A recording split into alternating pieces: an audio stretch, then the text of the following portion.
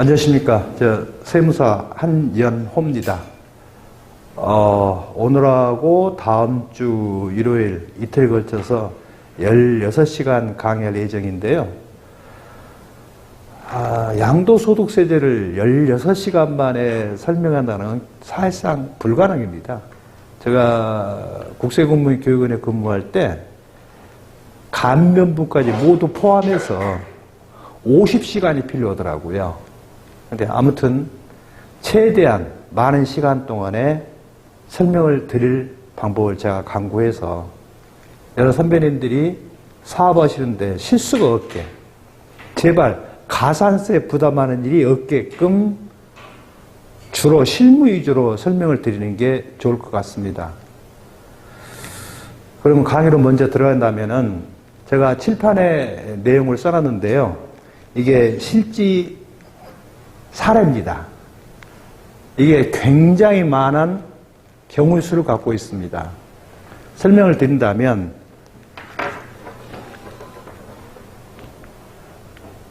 (78년 4월 1일) 날 A와 B가 혼인을 했습니다. 84년 10월 달에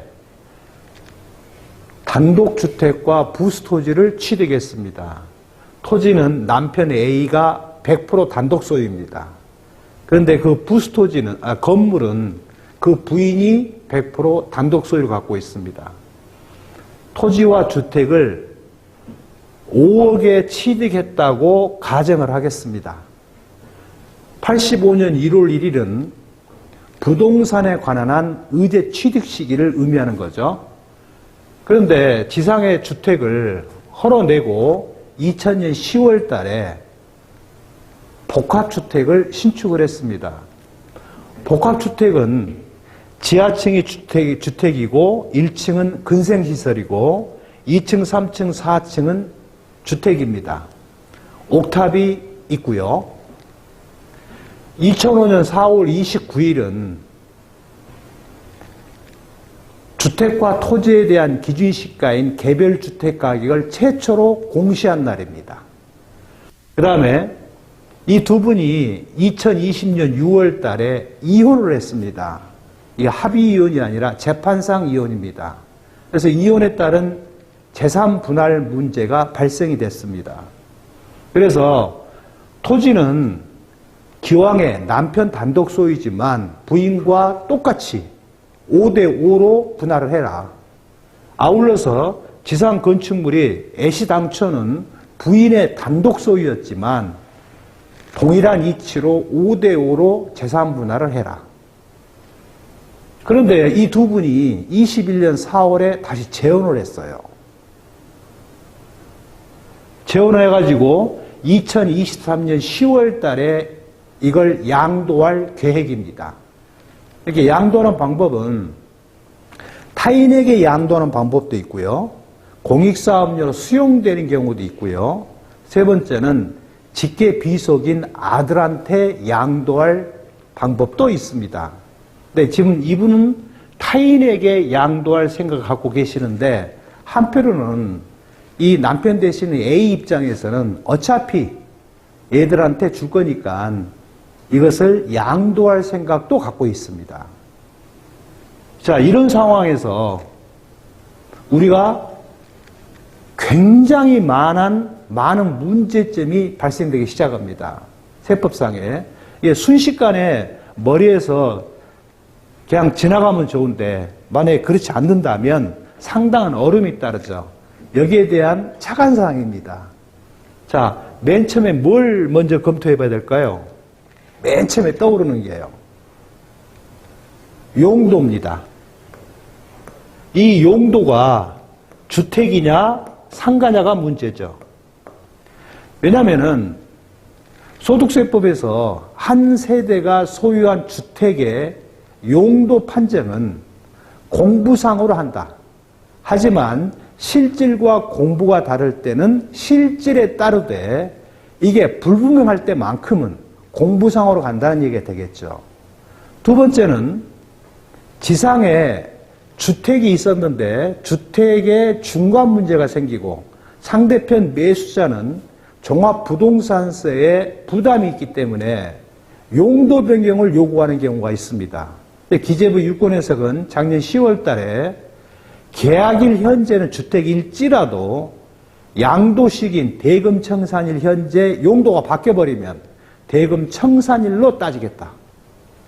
그러나 우리 소득세법 기본통칙이나 집행기준에는 계약일 현재 주택이 있었는데 양도 현재 용도 변경했거나 멸실했다고 한다면 계약일 현재를 기준으로 판정하라고 되어 있습니다.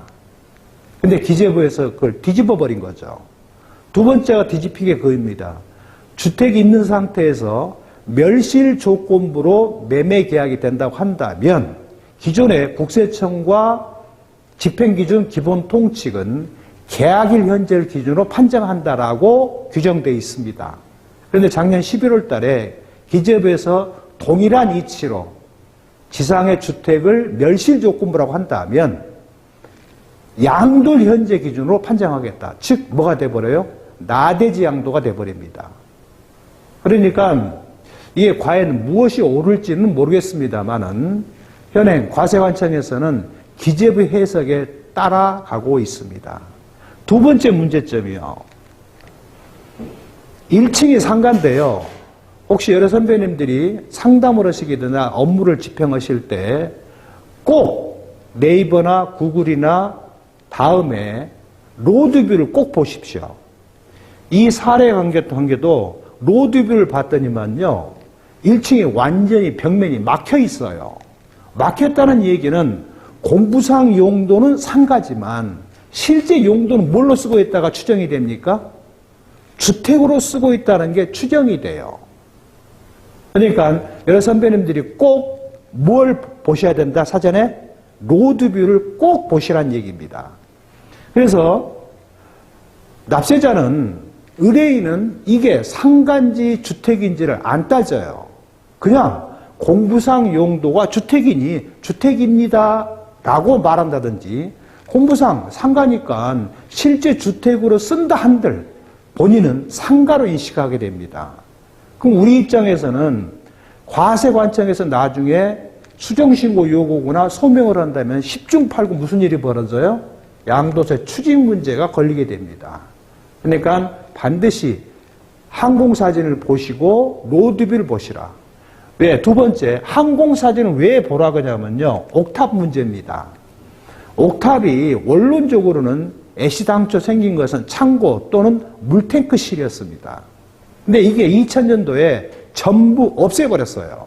왜? 이게 예전에는 식수 문제 때문에 식수를 보관할 목적으로, 저장할 목적으로 옥탑을 강제로 만들게 했어요.